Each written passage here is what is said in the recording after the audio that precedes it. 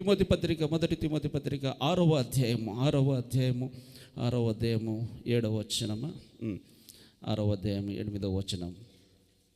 మొదటి తిమోతి 6వ అధ్యాయం 8వ వచనం. మొదటి తిమోతి 6వ అధ్యాయము.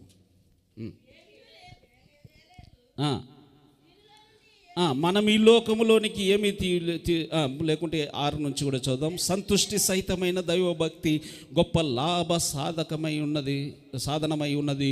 మనం ఈ లోకములోనికి ఏమీ తేలేదు, దీనిలో నుండి ఏమీ తీసుకొని పోలేము. కాగా అన్న వస్త్రములు గలవారమై ఉండి వాటితో తృప్తి పొందుదుము. అన్న వస్త్రములు ఏంటి? చూడండి అది అన్న వస్త్రములు. Having food and raiment. అన్నము వస్త్రము. యాకోబుకి ఈ సంగతి ఎవరు చెప్పారండి? అదే మాట కదా ఆయన చెబుతుంది. అన్నము తినడానికి, తిండి కట్టడానికి బట్ట ఉంటే నాకు చాలా నేను దశభాగం ఇచ్చి గణపరుస్తాను. అక్కడ పలకబడినటువంటి ఆ మాట ఇక్కడ పౌలు గారు ఎత్తుకొని మాట్లాడుతూ ఉన్నాడు. పౌలు గారు ఇక్కడ ఎత్తుకొని మాట్లాడినటువంటి ఈ మాటను ఆ యొక్క యాకోబు ఎప్పుడో పలుకుతూ ఉన్నాడు. హల్లెలూయా. మరోసారి డిస్ప్లే చేయదు. అక్కడ అన్న వస్త్రములు గలవారమై ఉండి వాటితో తృప్తి పొందుదుము. అన్న వస్త్రములు కలిగిన వారమై వాటితో తృప్తి పొందుదు. అన్నము వస్త్రము కంటే శ్రేష్టమైనది ఆ తండ్రి నీకు నాకు ఇస్తే ఇంకా ఆ తృప్తి లేనటువంటి జీవితమే, ఇంకా ఆ యొక్క ఆశ తీరనట్టుగానే, ఇంకా వచ్చినటువంటి ఆ రాబడిలో దశమ భాగం ఇవ్వలేనటువంటి స్థితిలోనే మన యొక్క ఆత్మీయ జీవితము కొనసాగుతూ ఉంది. ఈరోజు ధైర్యంగా చెబుతూ ఉన్నానండి, ఎప్పుడైతే నేను దశమ భాగం ఇవ్వడము, నాకు పెళ్ళి వద్దనుకున్నాను గనక అన్నీ ఎవరికి అక్కడక్కడ లోన్లు తీసేయడం వల్ల ఒకసారి మ్యారేజ్ చేసుకున్న తర్వాత ఫ్యామిలీ మెయింటెనెన్స్ కాస్త టఫ్ అనిపించింది. అప్పుడప్పుడు కాస్త డిలే చేసేవాడిని, ఇవ్వడము డిలే చేయడం.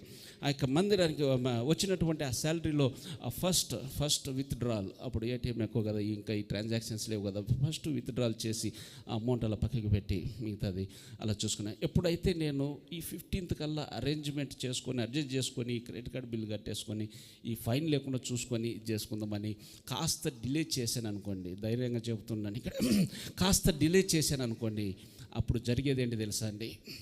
ఎంతైతే నేను ఫీజు ఫైన్ పడుతుంది అనుకున్నానో దానికి రెట్లు 3 times 4 times 5 times నేను కోల్పోయేటువంటి వాడిని. పిల్లలకు బాలేకపోవడము, తనకు బాలేకపోవడము, ఆ లెక్క వేస్తే ఆ యొక్క సమయంలో నాకు కలిగిన ఆ యొక్క ఆర్థికపరమైన నష్టాన్ని క్యాల్కులేట్ చేస్తే నేను దశమ భాగము కాస్త ఆలస్యము చేయడం వలన ఎంత మిగిలించుకుందాం అనుకున్నానో దానికి ఆ యొక్క రెట్లే అక్కడ కనిపిస్తూ ఉంది.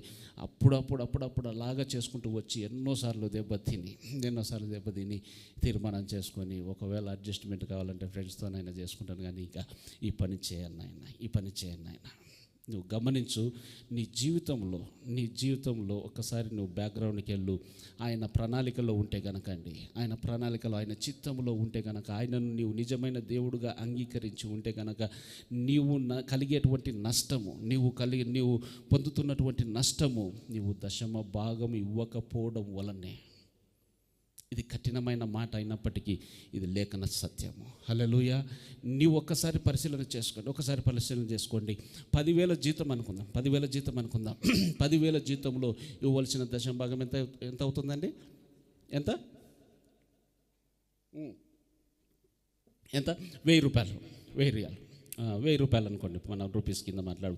1,000 రూపాయలు ఆయన మందిరానికి తీసుకొని రాకపోవడం వలన, నీ ఇంట్లో కలిగే ఆపద వలన ఒక్కోసారి హార్ట్ అటాక్ వచ్చేసింది.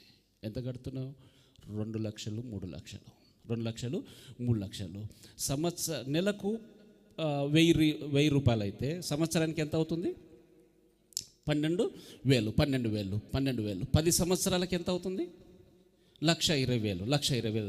20 సంవత్సరాలకు 2,40,000.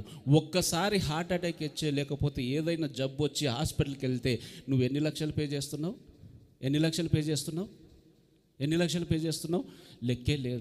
లెక్కే లేదు. చివరికి కఠినమైపోయి మరణిస్తే కూడా నువ్వు డబ్బు కడితేనా ఈ బాడీని తీసుకెళ్ళి, లేకపోతే తీసుకెళ్ళొద్దు. కఠినమైనటువంటి మాటనే కానీ క్షేమం కొరకు చెబుతూ ఉన్నాను.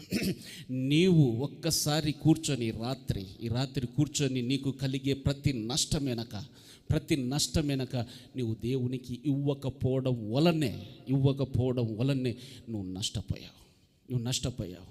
నువ్వు ఇచ్చి ఆయన అంటూ ఉన్నాడు, నా మందిరములో ఆహారం ఉండునట్లుగా నువ్వు 10వ భాగము తీసుకొని వచ్చి నన్ను పరిశోధించు, నన్ను పరీక్షించు. అప్పుడు నీవు ధైర్యంగా, అయ్యా నేను 10వ భాగం ఇచ్చి నిన్ను కనపరుస్తూ ఉన్నాను కదా, నాకు ఆహారము ఎందుకు కొదవగా ఉంటుంది, నాకు వస్త్రములు ఎందుకు కొదవగా ఉంటున్నాయి, నేను ఎందుకు అప్పుల పాలవుతూ ఉన్నాను, నాకు ఎందుకు ఈ నష్టము, ఎందుకు ఈ యొక్క రోగం, ఎందుకు ఈ యొక్క బాధ, ఎందుకు ఈ యొక్క వేదన అని నీవు ధైర్యముగా ఆయన సన్నిధిలో గోజాడవచ్చు. హల్లెలూయా.